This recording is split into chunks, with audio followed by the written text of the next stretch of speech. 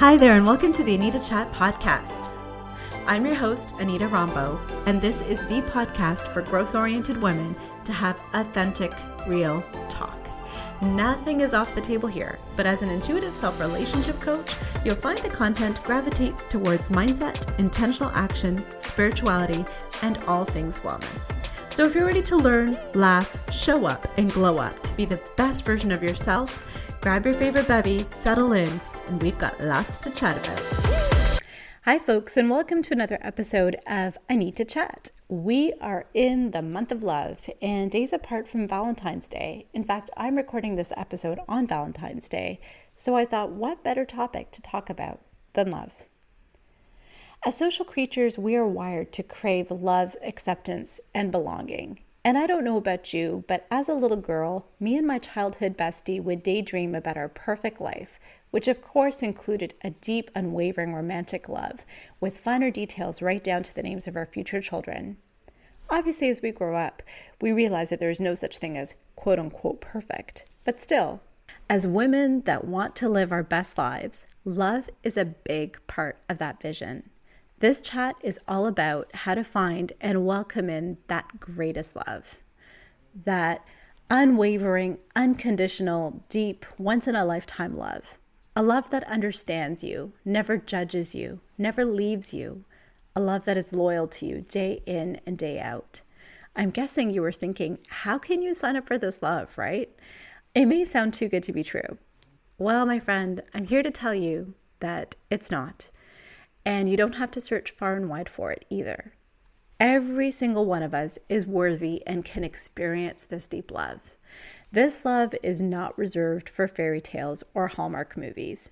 In fact, if I may digress, I think believing in these things sets you up for a lifetime of hurt, pain, and disappointment because it models for us unrealistic and superficial expectations that center around looking externally for validation, worth, and love.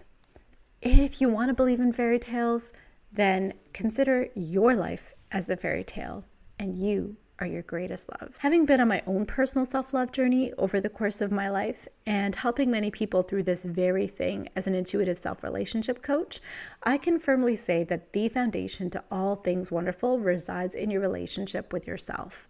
Until you love yourself without conditions, you cannot love others without conditions. Until you treat yourself with respect, you will not command respect from others. Until you have faith that you are worthy, you will settle for things and play small. It's time to level up your self-love relationship because how you feel on the inside is going to impact everything on the outside. Love needs to be sourced from within. So if you're looking for love and unable to find it, I encourage you to think if you've turned inwards to love yourself.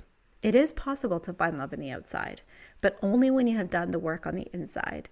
And do not get me wrong, experiencing external love is so very beautiful, but it should enhance, not define our life. We shouldn't be looking to this external love to validate us or give us meaning or fuel our identity. It is important, but it isn't everything.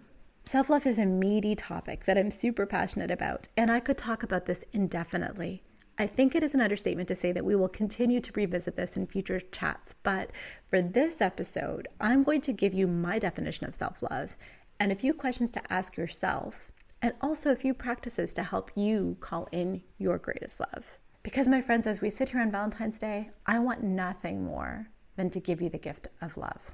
In preparation for a lesson that I gave last week for my self-love challenge, I decided to compare my personal definition of self-love to the other ones that exist out there. And can I tell you that there are so many unique definitions?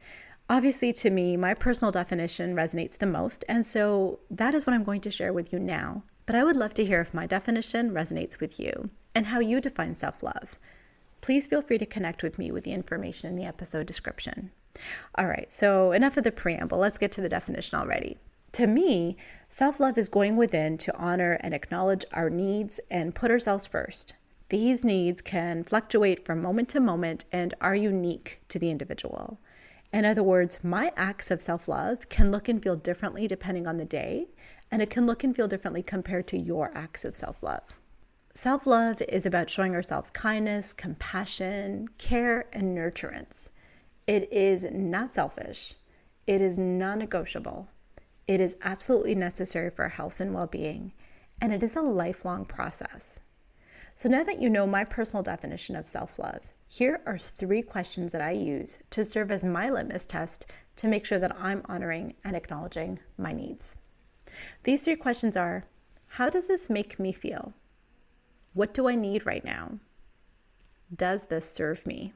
Now, these questions are not as simple as they may look. For example, what feels good to you in the moment may not serve you in the long run. So it is possible that the answers to these 3 questions don't align. For example, you may not feel like dragging yourself out of bed early in the morning to do a workout. In that moment, it may not feel good to you. However, in the long run, your improved health and increased energy will serve you. Also, we obviously don't live in a silo where the only relationship or obligation we have is to ourselves. So there may be obligations, actions, and responsibilities that don't appear to address any of these 3 questions, but still needs to be completed. So long as we're on this planet, that will always be the case. And so we need to carve out a delicate balance between serving ourselves and serving others. And that can be achieved through mindfulness and intention. Oftentimes, as women, we wear a lot of hats. We are the nurturers and supporters, and obviously we're goal-getters. And so the balance tends to sometimes shift towards others over ourselves. And so this is just a friendly reminder once again that self-love is not selfish, and that by showing ourselves self-love, we can truly show up for others in our best possible way. For example, if we're taking good care of ourselves and are feeling rested and are healthy, then we can hit the ground running for all those other things that are so important to us with energy and enthusiasm and our A game. So now that we've established that self-love is the greatest love and have identified some questions to increase our awareness of whether we are honoring our relationship with ourselves, let's talk about how we can embody some self-love in the day-to-day. Daily self-love practices include being mindful of how you think about and talk to yourself. What is your internal dialogue saying to you? When you look at the mirror, what do you think? Ask yourself, does it feel good and serve you? Daily self-love could also include practicing acceptance, compassion, and forgiveness. This involves loving yourself for who you are as you are, not beating yourself up over mistakes you have made or things you think you didn't do well enough. Knowing that you are learning and doing your best. Another daily self-love practice is taking care of yourself. Are you tending to your physical, emotional, spiritual, intellectual, and other needs? And if you've never even considered some of these dimensions, or if you need some ideas on how to incorporate and integrate these types of activities into your routine, I've put together a great free resource entitled The 10 Daily Habits to Love, Peace, and Success that I will link to in the episode description. Do be sure to check it out. Another daily self-love practice includes how you treat yourself. Do you carve out the time and space for yourself that you need? This I find is especially challenging for women that are working and managing or navigating young families, but it is so important. Ask yourself if you're engaging in activities on a regular basis that serve only to benefit you directly. And of course, by doing that, you'll probably benefit other people indirectly. Ask yourself, do you? Do you splurge and treat yourself to things from time to time? Last but not least, a daily self-love practice that I want to highlight is setting boundaries that support our needs. Getting clear on what feels good to you and is aligned with your values and modeling that in your day-to-day through boundaries sets the tone for what you will accept and expect from others. This is foundational when it comes to self-worth and dynamics in external relationships. Boundary setting can look at who and how you're spending your time and energy, 2 very important currencies that are near and dear to us as high-achieving, growth-oriented women. And if you know me, friends, you know that I'm going to be putting a spiritual twist to this. So putting ourselves in the energetic vibration of love means putting ourselves in a vibration of expansiveness, joy, cheer, laughter, and all things wonderful. If you want to experience this not only for and within yourself, but externally too, when you emanate in this vibration, you attract more of this energy to you in your life. This is one of the foundational principles of the law of attraction. As within, so without. So my friends, this week I'd like you to tune into and ask yourself those 3 questions from time to time and see how well you are integrating those self-love practices we talked about.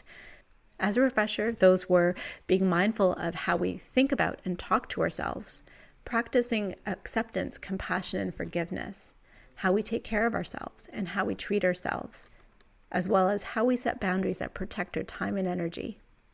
I'd love to hear from you to see how this goes. And as always, I'll be doing the same too.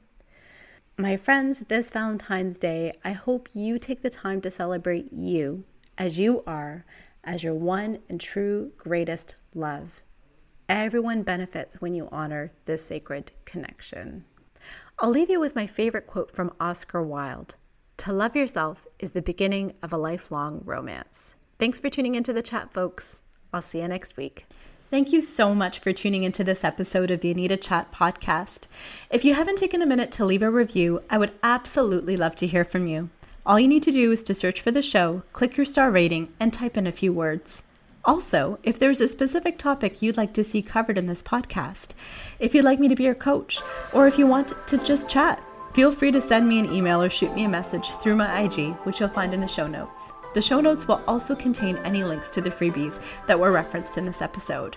Until next time, friends, it's been great chatting with you.